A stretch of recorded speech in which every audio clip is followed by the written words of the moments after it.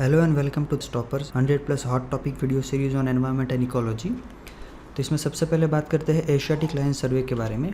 As per the recent 15th Asiatic lion census, Bharat में lion की संख्या compare to 2015 Asiatic lion census 29% बढ़ी है।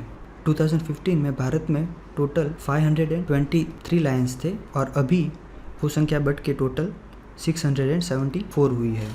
एशियाटिक लायन सीनस के बारे में बात करें तो ये सीनस को नेशनल टाइगर कंजर्वेशन अथॉरिटी के साइंटिफिक मेथड्स को यूज़ करके Wildlife Institute of India हर 5 साल में कंडक्ट करती है। सबसे पहले लायन सीनस 1936 में नवाब ऑफ जूनागढ़ ने कंडक्ट की थी। एशियाटिक लायन कंजर्वेशन प्रोजेक्ट को 2018 में ministry of environment, forest and climate change ने लॉन्च किया था। ये 3 साल का प्रोजेक्ट है फ्रॉम 2018 टू 2021। इसका मेन ऑब्जेक्टिव है कि एशियाटिक लायन के कंजर्वेशन के ऊपर फोकस करना। बात करते हैं एशियाटिक लायन के बारे में। करंटली भारत में एशियाटिक लायन सिर्फ गुजरात के गिर नेशनल पार्क में ही पाए जाते हैं। इसका IUCN स्टेटस अनडेंजर्ड है और साइट्स कन्वेंशन के ये अपेंडिक्स 1 में लिस्ट है और वाइल्ड लाइफ प्रोटेक्शन एक्ट 1972 में ये शेड्यूल 1 में लिस्ट है। एशियाटिक लायंस जो होते हैं वो अफ्रीकन लायन के कंपैरिजन में छोटे होते हैं साइज में। और एशियाटिक लायन का एक यूनिक फीचर ये है कि जो उसकी बेली होती है वहाँ पे एक थिक स्किन होती है जो कि अफ्रीकन लायंस में नहीं देखी जाती या तो बहुत रेयरली देखी जाती है। तो अब बात करते हैं लेपर्ड पोचिंग के बारे में। रिसेंटली लेपर्ड पोचिंग के ऊपर एक स्टडी पेपर को रिलीज़ किया गया था।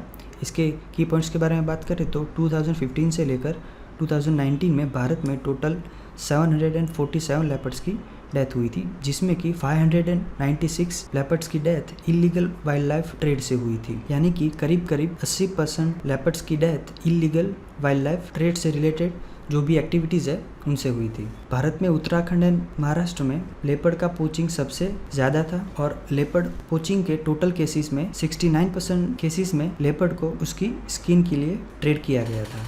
भारत में लेपर्ड की लास्ट सीनस 2014 में कंडक्ट की गई थी, जिसके अकॉर्डिंग लेपर्ड की पॉपुलेशन भारत में 12,000 से लेकर 14,000 तक है। लेपर्ड्स के बारे में देखें तो ये जो बिग कैट स्पीसीज है एनिमल की, उसमें ये सबसे स्मॉलेस्ट एनिमल है।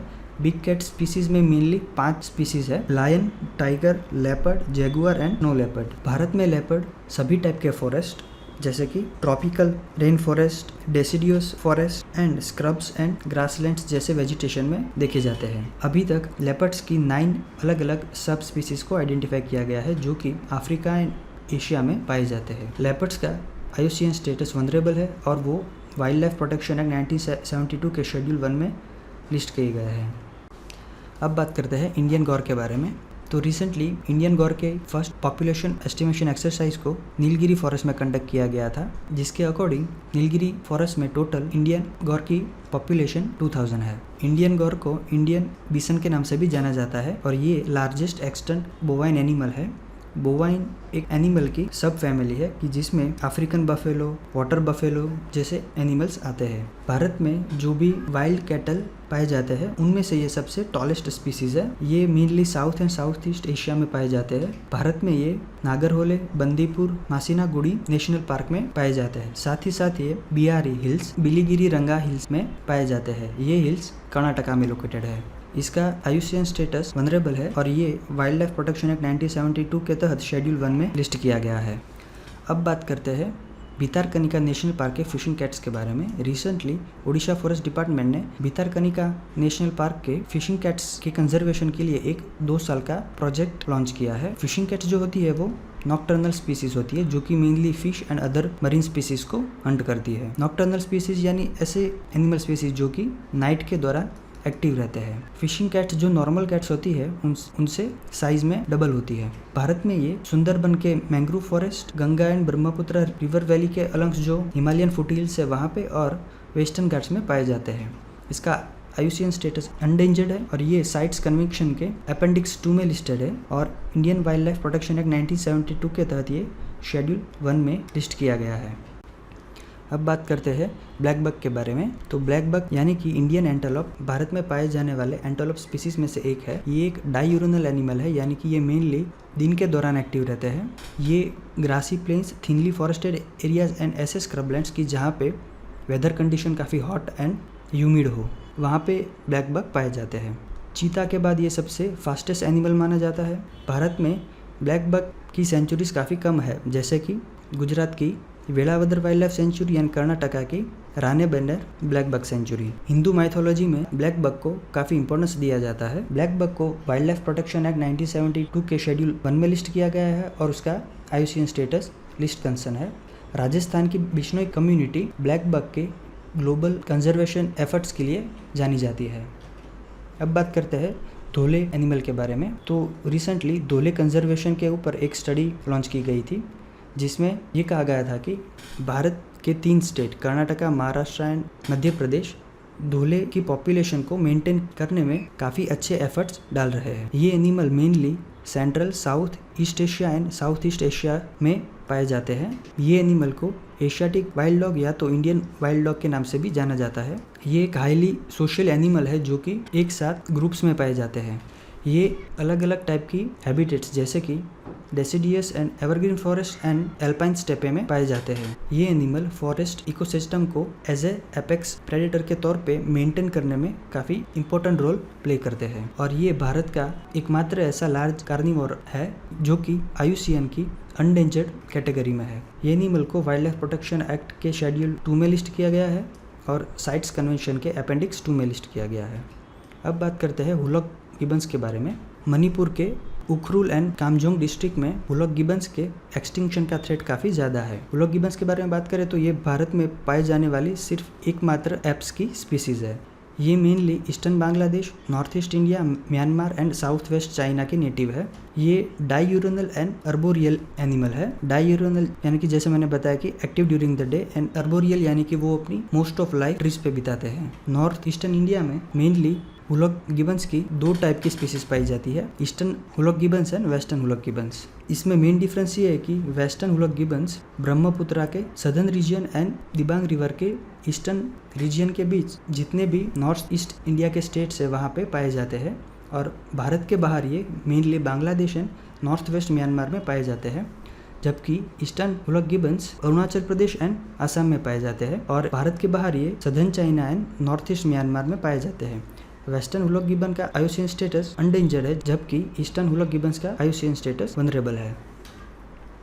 अब बात करते हैं पियाड कुकू के बारे में। Recently wild life Institute of India ने नैनो टेक्नोलॉजी का यूज़ करके पियाड कुकू की माइग्रेटरी पैटर्न्स को स्टडी किया है। ये bird mainly Africa and Asia में पाया जाता है। इसके माइग्रेशन के बारे में बात करें तो ये सदर्न अफ्रीका से अपनी जर्नी स्टार्ट करता है और जम्मू एंड कश्मीर से लेकर आसाम तक का जो हिमालयन माउंटेन्स का जो स्ट्रेच है वहाँ पे हर साल ब्रीडिंग के लिए आते हैं। भारत में मेनली 2 टाइप के पियाड कुकूस पाए जाते हैं। सबसे पहला है भारत के सेंट्रल एंड नॉर्दर्न पार्ट्स में पाए जाने वाला पियाड कुकूस। ये माइग्रेटरी बर्ड्स होते हैं और ये जब भारत में मॉनसून सीजन स्टार्ट होने वाला होता है तभी ये दिखाई देते हैं।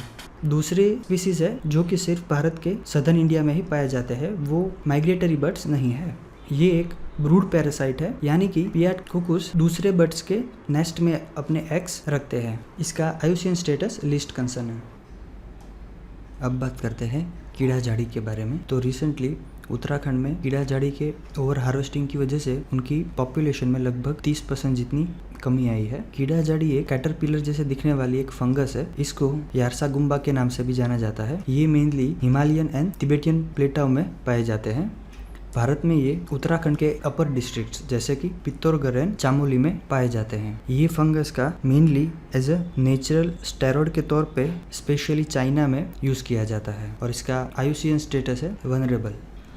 अब बात करते हैं मीथेन एमिशंस के बारे में। तो ग्लोबल कार्बन प्रोजेक्ट के एक स्टडी के अकॉर्डिंग अर्थ के एटमॉस्फेयर में मीथेन की अमाउंट कंटिन्यूअसली इंक्रीज हो रही है। तो इसके मेनली 4 रीजन्स है, जिसमें कि सबसे बड़ा रीजन है वेटलैंड्स जो कि टोटल 30% मीथेन एमिशंस के लिए रिस्पॉन्सिबल है। फिर सेकंड है एग्रीकल्चर जो कि 24% मीथेन एमिशंस के लिए रिस्पॉन्सिबल है। थर्ड है oil, gas and coal activities जिससे कि टोटल 20% मीथेन एमिशंस जनरेट होते हैं। और लास्ट है लैंडफिल्स की जहाँ से 11% मीथेन एमिशन जनरेट होता है। अब वर्ल्ड के अलग अलग रीजन्स के बारे में बात करें तो mainly 3 continent Africa, Asia and South America 64% methane emission के लिए रिस्पॉन्सिबल है, जबकि temperate regions 32% and Arctic region 4% methane emission के लिए रिस्पॉन्सिबल है।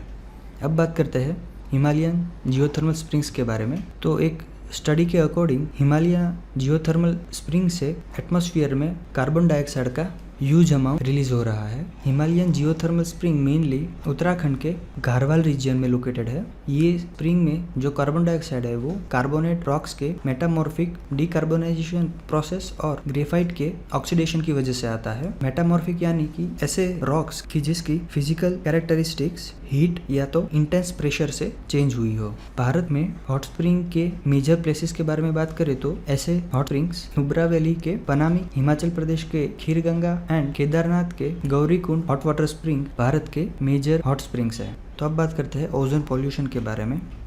तो जो रिसेंटली कोरोना वायरस की वजह से लॉकडाउन किया गया था उसमें ओजोन के पॉल्यूशन में काफ़ी इंक्रीज देखा गया है। ओजोन एक कलरलेस गैस है जो कि एटमॉस्फेरिक स्मोक का एक मेजर कंस्टिट्यूएंट है। ओजोन कि जिसमें ऑक्सीजन के 3 अलग अलग मॉलिक्यूल्स होते हैं वो सनलाइट की प्रेजेंस में नाइट्रोजन के oxides and volatile organic compounds के बीच फोटोकेमिकल रिएक्शन होने की वजह से फॉर्म होता है।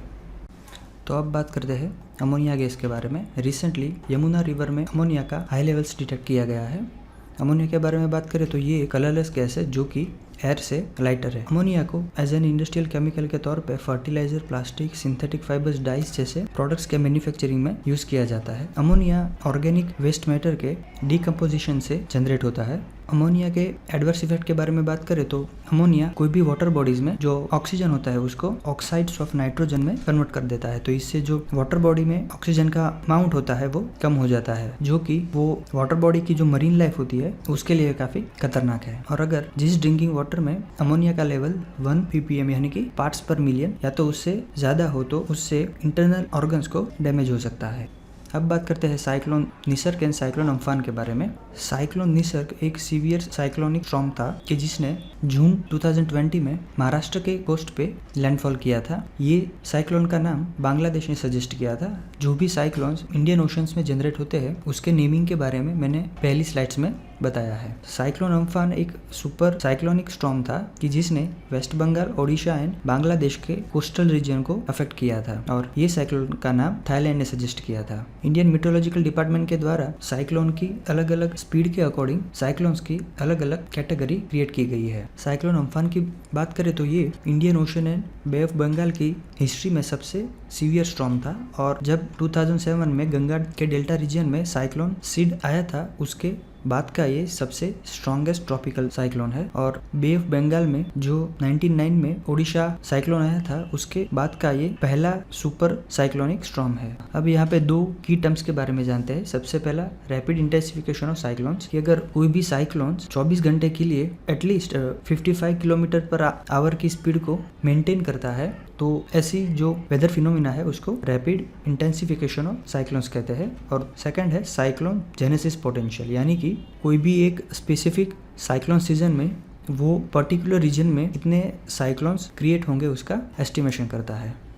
तो अब बात करते हैं हीट वेव के बारे में। रिसेंटली नेशनल स्टैटिस्टिकल ऑफिस ने एनवी स्टेट्स इंडिया 2020 के रिपोर्ट को लॉन्च किया है। ये रिपोर्ट में भारत के अलग अलग रीजन में हीट वेव्स के ऊपर इंफॉर्मेशन प्रोवाइड की है। भारत में ये हीट वेव समर के मंथ्स यानी कि मार्च एंड जून के बीच में आती है। हीट वेव यानी कि ऐसे प्लेन्स की जहाँ का मैक्सिमम डे टेम्परेचर 40 डिग्री से ज्यादा का हो या तो कोई भी हिल्स पे अगर वहाँ का मैक्सिमम डे टेम्परेचर 30 डिग्री से ज्यादा हो तो वहाँ पे हीट वेव है ऐसा कहा जा सकता है। और अगर कोई भी पर्टिकुलर प्लेस में जो उसका नॉर्मल मैक्सिमम टेम्परेचर है उससे अगर 4 या 5 डिग्री जितना टेम्परेचर इंक्रीज होता है तो वहाँ पे भी हीट वेव है ऐसा कहा जा सकता है। अब कोल्ड वेव की डेफिनेशन देखते हैं। तो कोल्ड वेव यानी कि कोई भी पर्टिकुलर प्लेस का जो मिनिमम टेम्परेचर ये है या तो नाइट टेम्परेचर है वो टेम्परेचर में अगर 4.4 डिग्री सेल्सियस की कमी आती है तो वहाँ पे कोल्ड वेव है ऐसा कहा जा सकता है। और साथ ही साथ कोई भी प्लेस का टेम्परेचर 4 डिग्री से नीचे जाता है तो वहाँ पे भी कोल्ड वेव है ऐसा कहा जा सकता है। तो अब ये रिपोर्ट की हाईलाइट के बारे में बात करें तो भारत में highest number of heat waves Rajasthan में देखे गए हैं। 2019 में टोटल 157 हीट वेव्स आए थे जो कि पिछले 10 सालों में third highest number of heat waves है। और साथ ही साथ number of average cold wave days भी इंक्रीज हुए हैं। कोल्ड वेव्स की अगर बात करें तो 2017 में टोटल 29 कोल्ड वेव्स आए थे जो कि करीब 55% इंक्रीज होके 2018 में 45 कोल्ड वेव्स आए थे। अब बात करते हैं स्टायरिंग गैस लीकेज के बारे में। रिसेंटली आंध्र प्रदेश के विशाखापट्टनम में एक इंडस्ट्रियल प्लांट में स्टायरीन गैस लीक हुई थी। स्टायरीन की बात करें तो ये कलरलेस ऑर्गेनिक केमिकल कंपाउंड है जो कि बेंजीन केमिकल में से क्रिएट किया जाता है। स्टायरीन को synthetic rubber, plastic packaging, polystyrene plastic जैसे अलग अलग पॉलीमर्स के मैन्युफैक्चरिंग में यूज़ किया जाता है। हालांकि अगर ज़्यादा क्वांटिटी में ये सांस में चला गया तो ह्यूमंस एंड एनिमल्स के लिए काफ़ी ये हैजार्डस है, और स्टायरीन अगर बॉडी में चला गया तो उसको ट्रीट करने के लिए अभी तक कोई ऐसी फिक्स मेडिसिन नहीं है। अब बात करते हैं नेशनल डिजास्टर मैनेजमेंट अथॉरिटी के बारे में। ये मिनिस्ट्री ऑफ होम अफेयर्स की एक एजेंसी है जिसका मेन ऑब्जेक्टिव ये है कि पान इंडिया लेवल पे जो भी नेचुरल एंड मैन-मेड डिजास्टर है उनके रिस्पॉन्स को कोऑर्डिनेट करना। ये अथॉरिटी के chairman prime minister of India है। ये मेनली भारत में डिजास्टर मैनेजमेंट के लिए अलग अलग स्ट्रेटजीज एंड पॉलिसीज को इम्प्लीमेंट करता है, और साथ ही साथ ये डिजास्टर के मिटिगेशन स्ट्रेटजीज के लिए टोटल कितना फाइनेंशियल अमाउंट चाहिए वो भी रिकमेंड करता है। भारत की जो फ्रेंडली कंट्रीज है उसमें भी डिजास्टर सपोर्ट का काम करती है, और national institute of disaster management के डे टू डे वर्किंग के लिए भी ये पॉलिसीज को क्रिएट करती है। रिसेंटली ओडिशा की वेंकटरायपुर एंड नोलियाशाही कम्युनिटीज को यूनेस्को IOC प्रोग्राम के तहत सुनामी रेडी कम्युनिटीज का स्टेटस दिया गया है। ये स्टेटस के देने के बाद भारत इंडियन ओशन रीजन में ऐसी पहली कंट्री बनी है कि जो सुनामी रेडी प्रोग्राम को सबसे पहले इम्प्लीमेंट करेगी। ये प्रोग्राम यूनेस्को के इंटर गवर्नमेंटल ओशनोग्राफिक कमीशन का एक कम्युनिटी परफॉर्मेंस बेस्ड प्रोग्राम है, जिसका मेन ऑब्जेक्टिव ये है कि जो भी कोस्टल कम्युनिटीज है उनको सुनामी जैसी डिजास्टर इवेंट के लिए प्रिपेयर करना by using the strategies of Intergovernmental Coordination Group for the Indian Ocean Tsunami Warning and Mitigation System। ये प्रोग्राम को इम्प्लीमेंट करने के लिए मिनिस्ट्री ऑफ अर्थ साइंस ने Indian national centre for ocean information centre के director की chairmanship के तहत एक नेशनल बोर्ड को भी क्रिएट किया है। तो अब बात करते हैं IOC यूनेस्को के बारे में। ये ऑर्गेनाइजेशन को यूनेस्को ने 1960 में एस्टेब्लिश किया था। यूनाइटेड नेशन के सभी ऑर्गेनाइजेशन में से सिर्फ यही ऐसा ऑर्गेनाइजेशन है जो कि मरीन साइंस में रिसर्च एंड डेवलपमेंट करता है। ये organization global ocean observing system के जो ओशनिक ऑब्जर्वेशन एंड डेटा है उसको इंटरनेशनली कोऑर्डिनेट करता है। ये ऑर्गेनाइजेशन वर्ल्ड मीटियोलॉजिकल ऑर्गेनाइजेशन के साथ United Nations climate change conference को कन्वे करता है। बात करते हैं ड्राफ्ट EIA 2020 के बारे में। रिसेंटली मिनिस्ट्री ऑफ एनवायरनमेंट ने draft environment impact assessment notification को पब्लिश किया है। तो सबसे पहले समझते हैं कि EIA नोटिफिकेशन क्या होता है। ये नोटिफिकेशन को एनवायरनमेंट प्रोटेक्शन एक्ट 1986 के तहत इशू किया जाता है। ये नोटिफिकेशन को जो भी इंफ्रास्ट्रक्चर प्रोजेक्ट्स एनवायरनमेंट को एडवर्सली अफेक्ट कर रहे हो तो ऐसे प्रोजेक्ट्स के कंस्ट्रक्शन या तो उसके एक्सपेंशन के ऊपर ये नोटिफिकेशन रोक लगाता है। जो सेंट्रल गवर्नमेंट ने EIA ड्राफ्ट अभी रिसेंटली निकाला है उसको EIA ड्राफ्ट 2006 में कुछ चेंजेस करके पब्लिश किया है। तो वो क्या क्या चेंजेस किए हैं वो हम देखते हैं। सबसे पहला है कि एक नई कैटेगरी B2 को EIA ड्राफ्ट में इंक्लूड किया है। जो भी प्रोजेक्ट्स कैटेगरी B2 के तहत आते हैं वो प्रोजेक्ट्स का एनवायरमेंटल इम्पैक्ट असेसमेंट नहीं किया जाएगा, और साथ ही प्रोजेक्ट्स का पोस्ट फैक्टो अप्रूवल भी अलाउ करता है। यानी कि अगर कोई भी प्रोजेक्ट्स का कंस्ट्रक्शन स्टार्ट हो चुका है तो उसके बाद भी एनवायरमेंटल इम्पैक्ट असेसमेंट को कैरी आउट किया जा सकता है। पहले ये था कि कोई भी प्रोजेक्ट्स जो भी EIA नोटिफिकेशन में कुछ ऐसे क्राइटेरियाज होते हैं, कुछ ऐसी कंडीशंस होती है जो कि अलग अलग प्रोजेक्ट्स को मेंटेन करनी पड़ती है ताकि उनका जो एनवायरनमेंट के ऊपर इम्पैक्ट हो वो कम से कम हो।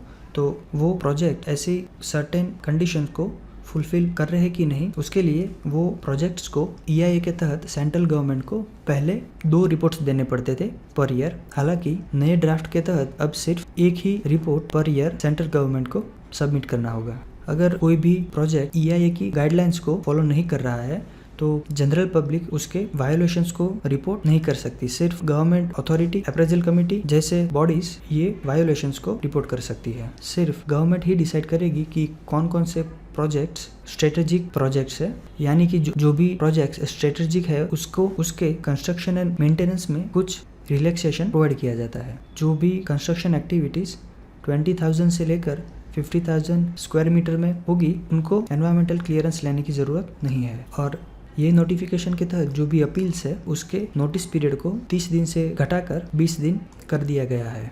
तो अब चलते हैं नेक्स्ट न्यूज़ की तरफ। Recently Indian council of forestry research and education ने साइंटिस्ट कानन CS वॉरियर को national award of excellence for outstanding research in forestry 2019 का अवार्ड दिया है। ये अवार्ड इसलिए दिया गया है क्योंकि ये साइंटिस्ट ने कासुअरिना ट्री की सॉल्ट टॉलरेंट वैरायटी को क्रिएट किया है। साथ ही साथ ये साइंटिस्ट को एंडेंजर्ड सेक्रेड ग्रूव्स के कंजर्वेशन के लिए भी रोला एस राव नेशनल अवार्ड भी दिया गया है। तो अब कासुअरिना ट्री की बात करें तो कासुअरिना जीनस के नीचे टोटल 17 अलग अलग ट्री स्पीसीज है। ये tree species mainly evergreen shrubs and trees है कि जो कि करीब 35 मीटर तक ग्रो होती है। ये tree species mainly Australia, Indian subcontinent, south east Asia, eastern Africa and western Pacific ocean के कई आइलैंड्स में पाई जाती है।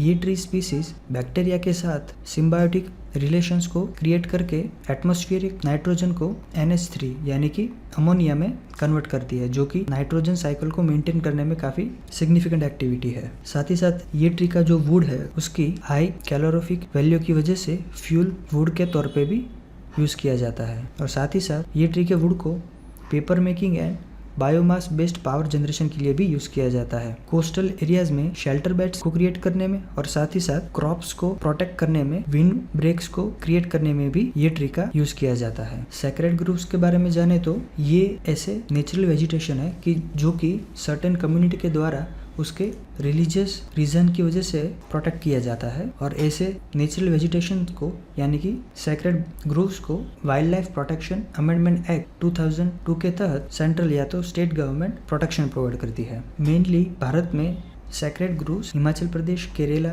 राजस्थान, बिहार, मेघालय एंड महाराष्ट्र में देखे जाते हैं। अब बात करते हैं अर्बन फॉरेस्ट के बारे में। अर्बन फॉरेस्ट का मीनिंग ये है कि जो अर्बन एरियाज है वहाँ पे पॉल्यूशन को कम करने के लिए और साथ ही साथ ओवरऑल इकोसिस्टम को मेंटेन करने के लिए ट्रीज को प्लांट करना है। मेनली अर्बन फॉरेस्ट में ऐसे ट्रीज को प्लांट किया जाता है कि जो वो स्पेसिफिक रीजन में पाए जाते हो। तो सेंट्रल गवर्नमेंट ने वर्ल्ड एनवायरनमेंट डे पे नगर वन स्कीम को लॉन्च किया था कि जिसका मेन ऑब्जेक्टिव ये था कि अगले 5 सालों में भारत में टोटल ऐसे 200 अर्बन फॉरेस्ट ट्रीज को डेवलप करना। अब बात करते हैं एनवायरनमेंट परफॉर्मेंस इंडेक्स 2020 के बारे में। तो रिसेंटली याल यूनिवर्सिटी ने एनवायरनमेंट परफॉर्मेंस इंडेक्स को रिलीज किया है। ये एक बायएनियल इंडेक्स है कि जो अलग अलग कंट्रीज को उसके एनवायरमेंटल परफॉर्मेंस के बेस पे अलग अलग 32 इंडिकेटर्स पे इवेल्युएट करता है और ये वो कंट्रीज के प्रीवियस 10 साल के एनवायरमेंटल परफॉर्मेंस को एसेस करता है। तो 2020 के इंडेक्स में डेनमार्क ने फर्स्ट रैंक हासिल किया है। भारत की बात करें तो जो टोटल 180 कंट्रीज को असेस किया गया था उसमें भारत का रैंक 168 है। पूरे साउथ एशियन रीजन में अफगानिस्तान के सिवाय बाकी के सभी साउथ एशियन कंट्रीज ये इंडेक्स में भारत से आगे है। और भारत का ये रैंक लो होने का रीजन ये है कि जो एनवायरमेंटल हेल्थ के रिलेटेड जो 5 की पैरामीटर्स है जैसे कि air quality, sanitation and drinking water, heavy metals and waste management में भारत ने काफी पुअर परफॉर्म किया है। और साथ ही साथ साउथ एशिया कंट्रीज में क्लाइमेट चेंज कैटेगरी में भारत पाकिस्तान के बाद 2nd रैंक पे है।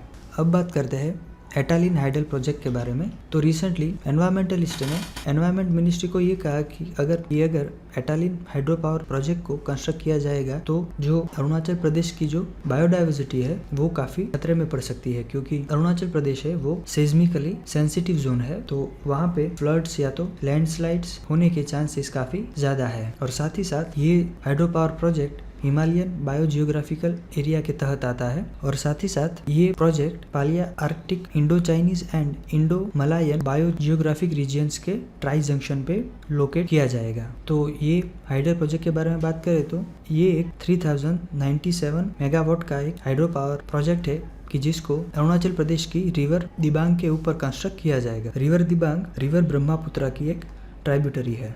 ये प्रोजेक्ट के तहत दिबांग रिवर की 2 ट्राइब्यूटरी दीर एंड तंगोन के ऊपर 2 अलग अलग डैम्स को ये प्रोजेक्ट को अगर कंस्ट्रक्ट किया गया तो वो भारत का one of the biggest hydro power project होगा। और ये जो प्रोजेक्ट है वो Brahmaputra board for flood moderation का एक कंपोनेंट है। नॉर्थ ईस्ट में मेनली ये 4 स्टेट में significant hydro electric power project located है, जैसे कि मिजोरम के अंदर तुईरियाल प्रोजेक्ट, नागालैंड में दोयांग प्रोजेक्ट, आसाम में कोपिली प्रोजेक्ट एंड अरुणाचल प्रदेश में रंगानाडी, पारे and Kameng project. Biogeographic reason की बात करें तो ये ऐसे रीजन्स होते हैं कि जहाँ पे जो फ्लोरा एंड फोना है उनके physical and biological character same होते हैं। तो ऐसे टोटल पहले 6 रीजन्स थे, Palearctic, Neoarctic, Neotropical, Ethiopian, Indian and Australian region. लेकिन करंटली उसमें 2 और रीजन को ऐड किया गया था, ओशनिया एंड एंटार्क्टिका। तो टोटल अभी पूरे वर्ल्ड में ऐसे 8 बायोजियोग्राफिक रीजन है। अब बात करते हैं कंपेंसेटरी अफॉरेस्टेशन के बारे में। तो अगर कोई भी बिजनेस एंटिटी को फॉरेस्ट लैंड में कोई भी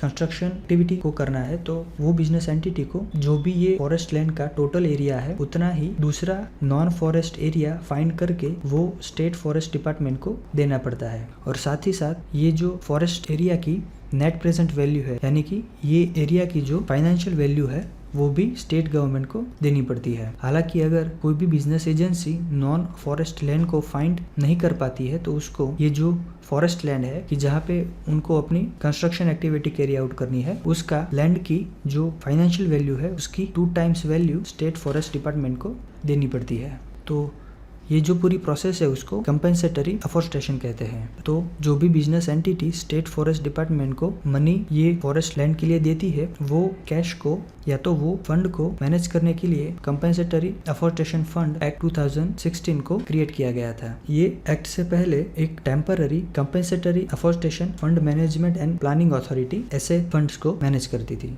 तो जो भी फंड्स कंपेंसेटरी अफॉरेस्टेशन फंड में कलेक्ट किए जाते हैं उसमें से 90% स्टेट गवर्नमेंट को दिया जाएगा और जो 10% है वो सेंट्रल गवर्नमेंट को दिया जाएगा। तो अब बात करते हैं reducing emissions from deforestation and forest degradation यानी कि रेड स्ट्रेटजी के बारे में। तो रिसेंटली युगांडा सबसे पहला ऐसा अफ्रीकन कंट्री बना है कि जिसने रेड प्लस की स्ट्रेटजी को इम्प्लीमेंट करके उसके रिजल्ट्स को United Nations framework convention on climate change को सबमिट किया है। तो यूएन रेड प्रोग्राम के बारे में जाने तो ये food and agriculture organization, United Nations development programme and United Nation environment programme का जॉइंट कोलैबोरेशन है। इसको 2008 में बाली एक्शन प्लान कि जो इंडोनेशिया के बाली में 2007 में बनाया गया था, उनके रिस्पांस में ये प्रोग्राम को क्रिएट किया गया है। इसका मेन ऑब्जेक्टिव है कि जो भी emissions deforestation and forest degradation से होता है उसको कम करना है। Red strategy and red plus की स्ट्रेटजी में जो डिफरेंस है वो मैंने अगली स्लाइड्स में बताया है। युगांडा की लोकेशन के बारे में बात करें तो ये एक लैंडलॉक कंट्री है जो कि ईस्ट सेंट्रल अफ्रीका में लोकेटेड है। ये कंट्री नाइल बेसिन का पार्ट है। इसके ईस्ट में केन्या है, नॉर्थ में साउथ सूडान है, वेस्ट में डेमोक्रेटिक रिपब्लिक ऑफ कॉन्गो है, साउथ वेस्ट में रवांडा है और साउथ में तांजानिया है। ये कंट्री का जो सदर्न पार्ट है उसमें लेक विक्टोरिया का करीब 20% पार्ट है। अब बात करते हैं सी बेड 2030 प्रोजेक्ट के बारे में। ये प्रोजेक्ट जापान के Nippon Foundation and General Bathymetric Chart of the Oceans का एक कोलैबोरेटिव प्रोजेक्ट है। बाथीमेट्रिक यानी कि जो ओशंस का फ्लोर है उसकी डेप्थ एंड हाइट को मेजर करना है। इससे क्या होता है कि जो ओशन की नेचुरल फिनोमिना है जैसे कि ocean circulations, tides and biological hotspots के फिनोमिना को समझने में काफी हेल्प मिलती है। Bathymetric Chart of the Ocean World का एकमात्र ऐसा इंटर गवर्नमेंटल ऑर्गेनाइजेशन है जिसका ऑब्जेक्टिव सिर्फ ओशन के फ्लोर के ऊपर स्टडी करना है। ये प्रोजेक्ट को जून 2017 में यूनाइटेड नेशंस ओशन कॉन्फ्रेंस में लॉन्च किया गया था, जिसका मेन ऑब्जेक्टिव ये है कि 2030 तक वर्ल्ड के ओशन फ्लोर का मैप क्रिएट करना। अब बात करते हैं नेत्रावली सेंचुरी के बारे में। ये सेंचुरी ईस्टर्न गोवा में काली रिवर बेसिन फॉरेस्ट में लोकेटेड है। ये गोवा की सबसे लार्जेस्ट सेंचुरी है। ये सेंचुरी में से नेत्रावली रिवर पास होती है जो कि रिवर जुआरी की ट्राइब्यूटरी है और ये सेंचुरी में सवारी एंड मैनापी वाटरफॉल्स लोकेटेड है। Kotegaon wild life sanctuary, Bhagwan Mahavir sanctuary and Mollem national park ये वाइल्ड लाइफ सेंचुरी के आसपास लोकेटेड है। ये सेंचुरी में मेनली मॉइस्ट डेसिडियस वेजिटेशन के साथ साथ evergreen and semi evergreen vegetation पाया जाता है और ये सेंचुरी में black panther, giant squirrel, slender loris और ग्रेट पाइड हॉर्नबिल्स जैसे एनिमल्स पाए जाते हैं। अब बात करते हैं बैनरघाटा बायोलॉजिकल पार्क के बारे में। रिसेंटली ये बायोलॉजिकल पार्क ने एक एनिमल एडॉप्शन प्रोग्राम को लॉन्च किया है। ये पार्क के बारे में जाने तो ये कर्नाटका के बेंगलुरु में लोकेटेड है। ये बायोलॉजिकल पार्क को 2004 में बैनरघाटा नेशनल पार्क में से क्रिएट किया गया था। ये पार्क में चंपा दामा हिल्स लोकेटेड है। स्वर्णमुखी रिवर ये पार्क में से पास होती है और ये पार्क में mainly dry deciduous scrub forest, southern tropical dry deciduous forest and southern tropical moist mixed forest पाए जाते हैं।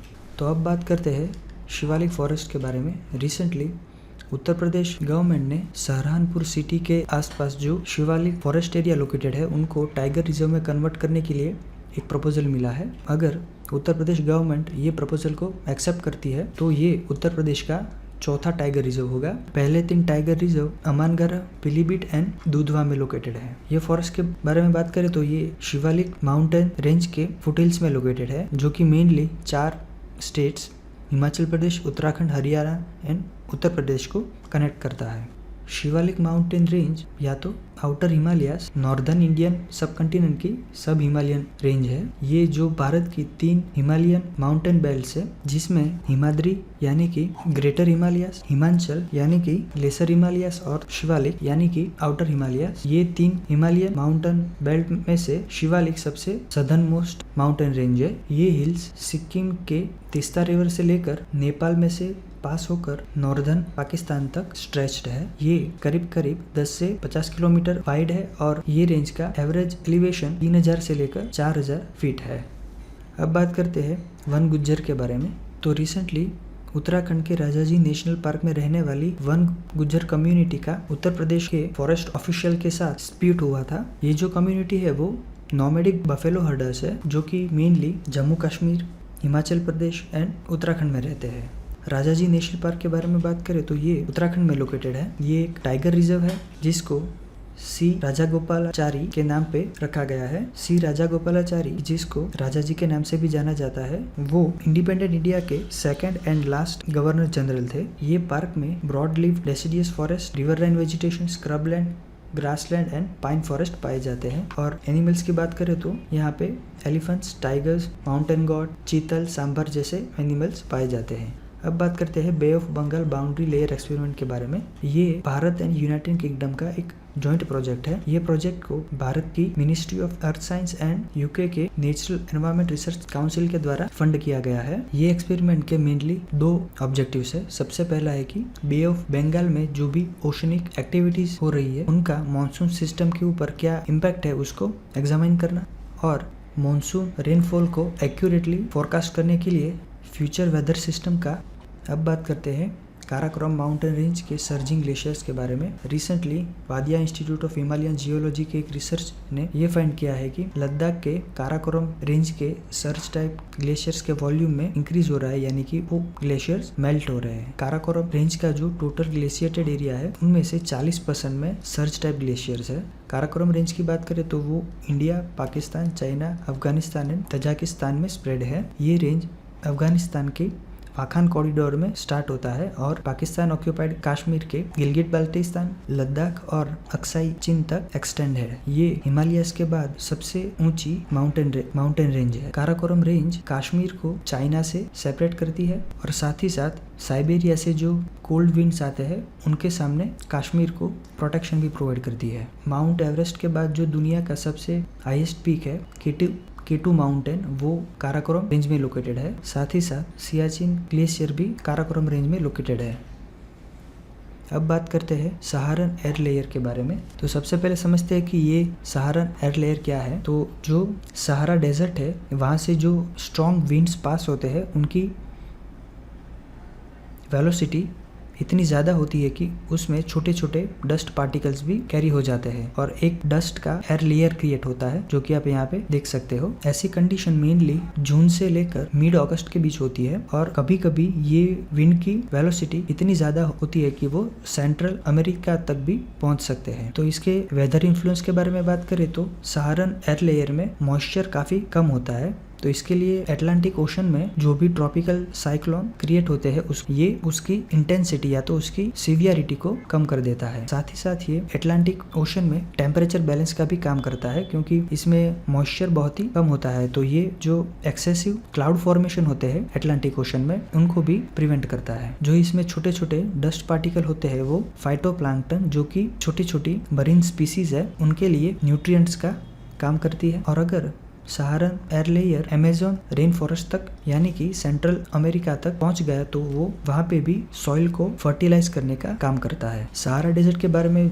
जाने तो ये वर्ल्ड का सबसे लार्जेस्ट डेजर्ट है। ये टोटल अलग अलग 11 कंट्रीज को टच करता है, जैसे कि अल्जीरिया, चाड, इजिप्ट एक्सेट्रा। इसमें मेनली 2 क्लाइमेट देखे जाते हैं, नॉर्दर्न में ड्राई सब ट्रॉपिकल क्लाइमेट और साउथ में ड्राई ट्रॉपिकल क्लाइमेट देखा जाता है। ड्राई सब ट्रॉपिकल क्लाइमेट में mainly high diurnal temperature changes and cold winters के साथ हॉट समर्स देखे जाते हैं और ड्राई ट्रॉपिकल क्लाइमेट में स्ट्रॉन्ग एन्युअल टेम्परेचर साइकिल के साथ mild winters and variable summer range देखे जाते हैं। ये डेजर्ट के वेस्ट में अटलांटिक ओशन है, नॉर्थ में एटलास माउंटेन्स एंड मेडिटेरियन सी है, ईस्ट में रेड सी है एंड साउथ में साहिल रीजन है।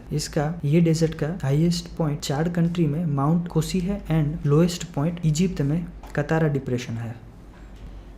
रिसेंटली नीति आयोग ने United nation high level political forum में 2nd voluntary national review of sustainable development goal के रिपोर्ट को सबमिट किया है।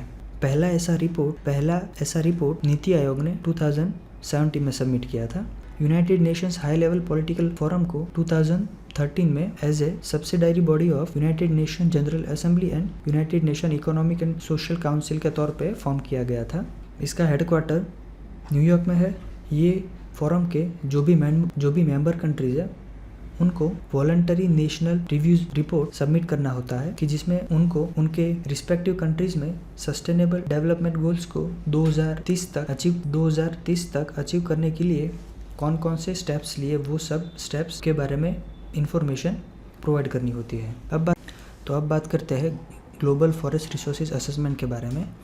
रिसेंटली यूनाइटेड नेशन के फूड एंड एग्रीकल्चर ऑर्गेनाइजेशन ने ग्लोबल फॉरेस्ट रिसोर्सेज असेसमेंट 2020 के रिपोर्ट को लॉन्च किया है। ये रिपोर्ट फॉरेस्ट से रिलेटेड अलग अलग 60 वेरिएबल्स के ऊपर 236 कंट्रीज में 1990 से लेकर 2000 तक के पीरियड के ऊपर डेटा प्रोवाइड करता है। तो वर्ल्ड का total forest area 4.06 billion hectares है, जो कि वर्ल्ड के टोटल लैंड एरिया का 31% जितना है। वर्ल्ड के ऐसे 5 कंट्रीज की जिसमें हाईएस्ट फॉरेस्ट एरिया है, उसमें टॉप 3 कंट्री है Russia, Brazil and Canada. World के most of the forest tropical forest है। पिछले 3 दशकों में वर्ल्ड में फॉरेस्ट एरिया कम हुआ है। हालांकि जो फॉरेस्ट लॉस का रेट है वो पिछले दशक में 4.7 मिलियन हेक्टर पर ईयर से कम हुआ है। पिछले दशक में annual rate of net forest loss Africa में सबसे ज़्यादा था और पिछले दशक में net gain of forest area Asia में सबसे ज़्यादा था। भारत की बात करें तो पिछले दशक में जो टॉप 10 कंट्रीज है कि जिन्होंने फॉरेस्ट एरिया में इंक्रीज किया है, उसमें भारत का 3rd रैंक है। On an average per year Bharat में 38% फॉरेस्ट एरिया इंक्रीज होता है और पूरे वर्ल्ड में भारत ने फॉरेस्ट्री सेक्टर में मैक्सिमम एम्प्लॉयमेंट को अचीव किया है। अब देखते हैं world wild life crime report 2020 के बारे में। तो recently United Nations office on drugs and crime ने वर्ल्ड लाइफ क्राइम रिपोर्ट के 2nd एडिशन को लॉन्च किया है। तो ये रिपोर्ट के मुताबिक 1999 से लेकर 2018 तक करीब 6000 स्पीसीज को स्मगल किया गया है। ये रिपोर्ट ने ये देखा है कि एनिमल्स का ट्रैफिकिंग जितना ज़्यादा होगा उतना ही जूनोटिक डिसीज का स्प्रेड होने का चांस काफ़ी ज़्यादा होगा। जूनोटिक डिसीज ऐसे डिसीज होते हैं कि जो कि ह्यूमन में ऐसे डिसीज होते हैं कि जो कि एनिमल से ह्यूमन में ट्रांसमिट होते हैं। और पूरे वर्ल्ड में pangolins are the most trafficked wild mammals. Pangolins को उनके स्केल के लिए मेनली स्मगल किया जाता है और 99% पेंगोलिन का इलीगल स्मगलिंग चाइना में होता है। United Nations office on drugs and crimes को 1997 में office for drug control and crime prevention के तौर पे सेटअप किया गया था। हालांकि 2002 में उसको रीनेम किया गया था। ये office United Nations development group का मेंबर है और ये एन्युअली वर्ल्ड ड्रग रिपोर्ट को पब्लिश करता है। तो अब बात करते हैं टॉक्सिक ट्रूथ रिपोर्ट के बारे में। Recently United Nations Children's Fund and NGO Pure Earth ने टॉक्सिक ट्रूथ रिपोर्ट को लॉन्च किया है, जो कि लेड पोल्यूशन का चिल्ड्रन के ऊपर क्या एडवर्स इफेक्ट्स होते हैं उसके बारे में इंफॉर्मेशन प्रोवाइड करता है। तो ये रिपोर्ट के अकॉर्डिंग वर्ल्ड में टोटल 33% चिल्ड्रन लेड पॉइजनिंग से अफेक्ट हुए हैं और इसमें करीब 400 मिलियन चिल्ड्रन साउथ एशिया में रहते हैं। लेड जो है वो बेबीज एंड चिल्ड्रन के ब्रेन के लिए काफ़ी हार्मफुल है। वो चिल्ड्रन का जो कॉग्निटिव बिहेवियर है उसको एडवर्सली अफेक्ट करता है। तो अब जानते हैं कि लेड का मेन सोर्स क्या क्या है। सबसे पहला है कि जो भी लेड एसिड बैटरीज है उनका अगर अच्छी तरह से रिसाइकल नहीं किया गया तो वहाँ से लेड आ सकता है। फिर जो भी अनट्रीटेड सॉलिड वेस्ट डायरेक्टली कोई भी वाटर रिसोर्सेज में रिलीज किया जाए तो वहाँ से भी लेड फैल सकता है। और जो भी होम रेमेडीज या तो कॉस्मेटिक्स है उसमें भी लेड होता है। और इंडियन सब कॉन्टिनेंट में सिंदूर जो कि इंडियन वुमन के द्वारा as a traditional cosmetic powder के तौर पे यूज़ किया जाता है, उसमें भी स्मॉल अमाउंट में लेड पाया जाता है। तो अब बात करते हैं लोकस्ट के बारे में। Recently food and agriculture organisation ने 3 प्लेसेस को आइडेंटिफाई किया है, horn of Africa, red sea area and south west Asia की, जहाँ पे लोकस्ट का थ्रेट काफ़ी ज़्यादा है। लोकस्ट जो होते हैं वो शॉर्ट हॉर्न ग्रासहोपर्स होते हैं। इसकी मेनली भारत में 4 स्पीसीज है, desert locust, migratory locust, Bombay locust and tree locust. ये यूजुअली सोलिटरी एनिमल्स होते हैं, यानी कि वो जहाँ पे फॉर्म होते हैं वहाँ से बहुत दूर नहीं जाते। हालांकि कुछ कंडीशंस जैसे कि मानसून अराइवल या तो जब भी फ्लावर की बूमिंग सीजन हो तब लोकस्ट एक दिन में 100 किलोमीटर से भी ज़्यादा के डिस्टेंस को तय करते हैं। लोकस्ट का मेन खतरा ये है कि वो leaves, flowers, crops, fruits and seeds को डिस्ट्रॉय करते हैं। और इसमें डेजर्ट लोकस्ट है वो इंडिया में and internationally most destructive paste के तौर पे जाना जाता है, क्योंकि जो फूड को एक दिन में 35,000 लोग कंज्यूम करते हैं उतना ही फूड 1 स्क्वायर किलोमीटर के एरिया में जितने डेजर्ट लोकस्ट होते हैं उतना कंज्यूम कर लेते हैं। तो ये काफ़ी क्रॉप्स के लिए डेंजरस है। लोकस्ट वॉच के बारे में बात करें तो ये प्रोग्राम यूनाइटेड नेशन के फूड एंड एग्रीकल्चर ऑर्गेनाइजेशन का है, जो कि मेनली वर्ल्ड के अलग अलग रीजन में लोकस्ट के सिचुएशन के बारे में डेजर्ट लोकस्ट बुलेटिन को पब्लिश करना और साथ ही साथ लोकस्ट वॉच इनिशिएटिव के अंडर अलग अलग रीजन्स में लोकस्ट से कितना थ्रेट है उसके मैप को क्रिएट करना। अब बात करते हैं लोकस्ट वार्निंग ऑर्गेनाइजेशन के बारे में। ये ऑर्गेनाइजेशन मिनिस्ट्री ऑफ एग्रीकल्चर के तहत काम करता है और इसका हेडक्वार्टर राजस्थान के जोधपुर में है। ये मेनली भारत की locust control and research scheme को इम्प्लीमेंट करता है और ये भारत के जो शेड्यूल्ड डेजर्ट एरियाज है, particularly Rajasthan, Gujarat and Punjab and Haryana के कुछ एरियाज की जहाँ पे लोकस्ट का थ्रेट काफ़ी ज़्यादा है, वैसी एरियाज को मॉनिटर करता है। और ये लोकस्ट सिचुएशन के ऊपर फोर्टनाइट बुलेटिन भी पब्लिश करता है। तो अब बात करते हैं बॉर्न बेबी फोक थिएटर के बारे में। बॉर्न बेबी यानी कि lady of the forest Sundarbans के ट्राइबल कम्युनिटीज के फॉरेस्ट गॉडेस है और हिंदू और मुस्लिम दोनों ये फॉरेस्ट गॉडेस को इक्वली वर्शिप करते हैं। बॉर्न बेबीर पलागन जो कि एक सेंचुरीज ओल्ड फोक थिएटर है, उसमें ये मेन कैरेक्टर है। बॉर्न बेबीर जोहरनामा जो कि एक 19th सेंचुरी बंगाली स्क्रिप्ट है, उसके अकॉर्डिंग ये माना जाता है कि बॉर्न बेबी उनके भाई के साथ, जिसका नाम शाह जोंगली था, वो सऊदी अरेबिया से सुंदरबन में आए थे।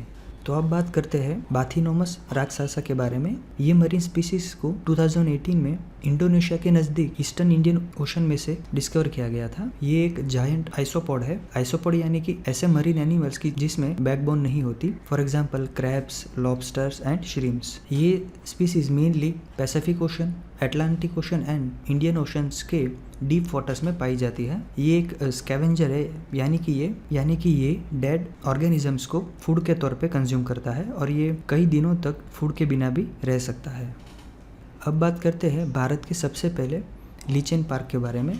तो रिसेंटली भारत का सबसे पहला लीचेन पार्क उत्तराखंड में डेवलप किया गया था। भारत में जो टोटल 2700 से भी ज़्यादा लीचेन स्पीसीज है, उसमें से 600 स्पीसीज उत्तराखंड में पाई जाती है।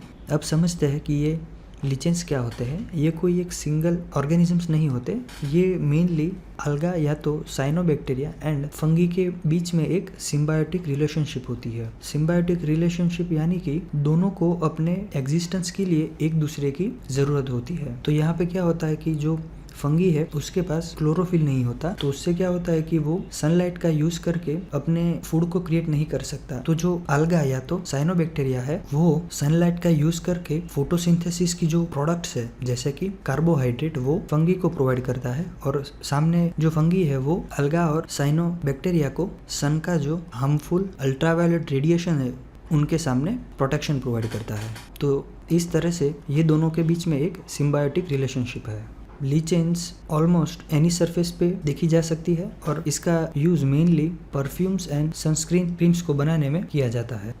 अब बात करते हैं United nation decade on ecosystem restoration के बारे में।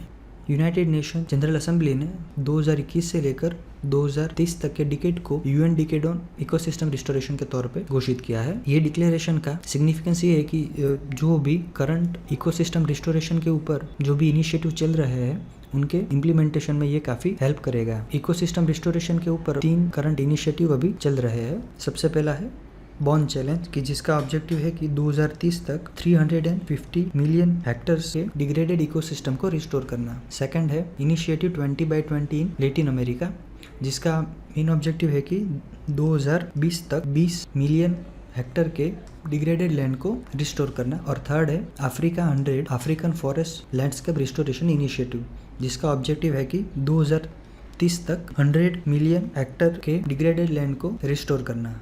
तो अब समझते हैं कि ये इकोसिस्टम रिस्टोरेशन क्या है। तो ये एनवायरमेंटल प्रोसेस है कि जिसका मेन ऑब्जेक्टिव ये है कि जो भी इकोसिस्टम मैन मेड एक्टिविटी से डिग्रेड हुई है उसको फिर से उसकी ओरिजिनल कंडीशन में कन्वर्ट करना है। दूसरे शब्दों में कहे तो जो इकोसिस्टम है उसकी प्रोडक्टिविटी को बढ़ा के सोसाइटी की जो नीड्स है उसको फुलफिल करना। अब बात करते हैं कोरल ट्रायंगल डे के बारे में। कोरल ट्रायंगल डे को एन्युअली 9 जून को सेलिब्रेट किया जाता है। कोरल ट्रायंगल के बारे में बात करें तो ये जियोग्राफिकल एरिया है कि जिसका शेप रफली ट्रायंगल है। ये ट्रायंगल वेस्टर्न पैसिफिक ओशन में लोकेटेड है और ये ट्रायंगल में 6 कंट्रीज आती है, इंडोनेशिया, मलेशिया, पापुआ न्यू गियाना, Philippines, Solomon islands and टिमोर Leste. ये ट्रायंगल बायोडाइवर्सिटी काफी रिच है क्योंकि इसमें वर्ल्ड के टोटल कोरल स्पीसीज में से 76%, total coral reef fish species के 37% और वर्ल्ड के टोटल कोरल रीफ्स के 53% यहाँ पे देखे जा सकते हैं। और ये ट्रायंगल जो वर्ल्ड के 3 मेगा इकोलॉजिकल कॉम्प्लेक्स है उसमें से एक है, बाकी के 2 Congo basin and Amazon rain forest है। अब बात करते हैं बायोइथेनॉल ब्लेंडिंग एंड पेट्रोल के बारे में। तो रिसेंटली सेंट्रल गवर्नमेंट ने ये टारगेट रखा है कि 2022 तक पेट्रोल में एटलीस्ट 10% बायो इथेनॉल का ब्लेंडिंग होना चाहिए, यानी कि मिक्सिंग होना चाहिए, और 2030 तक बायो इथेनॉल का 20% ब्लेंडिंग होना चाहिए। ये टारगेट सेंट्रल गवर्नमेंट ने इथेनॉल ब्लेंडिंग प्रोग्राम के तहत रखे हैं। तो सबसे पहले जानते हैं कि ये इथेनॉल ब्लेंडिंग क्या होता है। तो इसका सिंपल मीनिंग है कि इथेनॉल को पेट्रोल के साथ मिक्स करना। ये एक्टिविटी का ऑब्जेक्टिव ये है कि इससे व्हीकल एग्जॉस्ट एमिशंस है वो कम होंगे और साथ ही साथ भारत जो भी फॉरेन कंट्रीज में से पेट्रोल को इंपोर्ट कर रहा है वो भी कम होगा। अब देखते हैं इथेनॉल ब्लेंडेड पेट्रोल प्रोग्राम के बारे में। तो ये प्रोग्राम को ministry of petroleum and natural gas ने जनवरी 2003 में लॉन्च किया था, जिसके मेन 2 ऑब्जेक्टिव थे। सबसे पहला पॉल्यूशन को रिड्यूस करना और दूसरा शुगर इंडस्ट्री को प्रमोट करना, क्योंकि ये जो बायो इथेनॉल है वो शुगर इंडस्ट्री में से ही क्रिएट होता है। तो अब बात करते हैं क्विनाइन नॉन गाल्डियो के बारे में। ये मेघालय में एक विलेज का नाम है। ये विलेज का नाम जो सिंचोना जीनस के ट्री के बार्क में से अल्कलॉइड क्विनिन हब एक्सट्रैक्ट किया जाता है, उसके नाम पे से ये विलेज का नाम रखा गया है, क्योंकि ये विलेज में सिंचोना ट्री जीनस का जो क्विनिन प्लांट है उसको ये विलेज में प्लांट किया जाता है। और क्विनाइन को मेनली मलेरिया एंड बेबी सिसोसिस को ट्रीट करने में यूज़ किया जाता है। तो अब बात करते हैं वाइकिंग लिंक के बारे में। ये यूके एंड डेनमार्क के बीच एक प्रपोज्ड सबसी पावर केबल है जो कि 2023 तक कंप्लीट हो जाएगा, और इसके कंप्लीट होने के बाद ये वर्ल्ड का सबसे लॉन्गेस्ट सबसी पावर केबल बन जाएगा। इसका मेन ऑब्जेक्टिव ये है कि डेनमार्क में से रिन्यूएबल रिसोर्सेज से जो भी इलेक्ट्रिसिटी प्रोड्यूस होती है उसको यूके तक सप्लाई करना। अब बात करते हैं Dehing Patkai wildlife sanctuary के बारे में। तो रिसेंटली आसाम स्टेट गवर्नमेंट ने ये डिसाइड किया है कि Dehing Patkai wildlife sanctuary को नेशनल पार्क में वो कन्वर्ट करेंगे। ये सेंचुरी आसाम के डिब्रूगढ़ एंड तिनसुकिया डिस्ट्रिक्ट में लोकेटेड है। ये सेंचुरी के मेनली 3 पार्ट्स है, Dirok rain forest, upper Dehing river and Jaipur rain forest. ये सेंचुरी का कुछ part Dibru Deomali elephant reserve में लोकेटेड है। ये सेंचुरी में मेनली डेसिडियस रेन फॉरेस्ट के साथ semi evergreen and lush green flora पाए जाते हैं। ये सेंचुरी में Assamese macaque, Chinese pangolin, flying fox, wild pig जैसे एनिमल्स देखे जाते हैं। ये भारत की एकमात्र ऐसी सेंचुरी है कि जहाँ पे वाइल्ड कैट्स की 7 अलग अलग स्पीसीज पाई जाती है।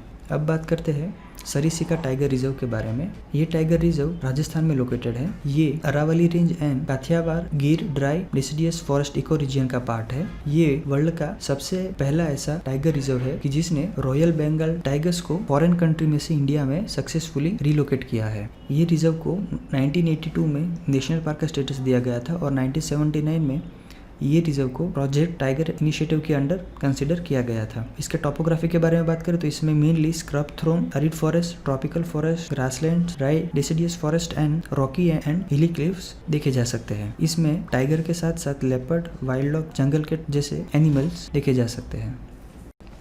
तो अब बात करते हैं लोनार लेक के बारे में। साइंटिस्ट ने रिसेंटली ये पता लगाया है कि महाराष्ट्र के लोनार लेक का जो कलर पिंक हुआ था उसके पीछे मेन रीजन हालोआर्किया माइक्रोब्स की प्रेजेंस है। लोनार लेक के बारे में बात करें तो ये करीब 50,000 साल पहले एक मीटियोराइट के इम्पैक्ट की वजह से क्रिएट हुआ था। वर्ल्ड में ऐसे लेक्स की जो मीटियोराइट के हिट होने से क्रिएट हुए हो ऐसे टोटल 4 ही है। बाकी के 3 जो है वो ब्राजील में लोकेटेड है।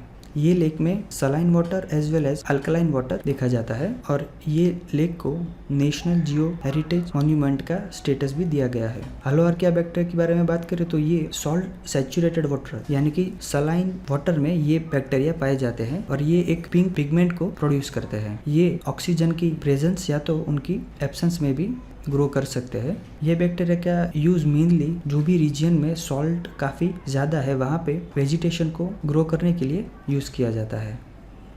अब बात करते हैं गालापागोस आइलैंड के बारे में। तो रिसेंटली कुछ चाइनीज फिशिंग वेसल्स इक्वाडोर के गालापागोस आर्कियोपेलागो के करीब देखे गए थे। चाइनीज शिप्स जो है वो हर साल जब कोल्ड हम्बोल्ट सी करंट अपने साथ न्यूट्रिएंट्स लेके गालापागोस आइलैंड के आसपास आता है तब ये शिप फिशिंग के लिए आते हैं। यहाँ पे जो गालापागोस आइलैंड है वो इक्वाडोर की टेरिटरी है और इक्वाडोर का कंटेंशन ये है कि जो चाइनीज फिशिंग वेसल है वो इक्वाडोर के एक्सक्लूसिव इकोनॉमिक जोन के अंदर आके विदाउट परमिशन फिशिंग करती है। गालापागोस आइलैंड के बारे में जाने तो ये पैसिफिक ओशन में एक वॉल्केनिक आर्कियोपेलागो है। ये इक्वाडोर से करीब 1000 किलोमीटर के डिस्टेंस पे लोकेटेड है। इस 125 से भी ज़्यादा अलग अलग आइलैंड्स है जिसमें फ्लोरा एंड फोना की बायोडाइवर्सिटी काफ़ी ज़्यादा है।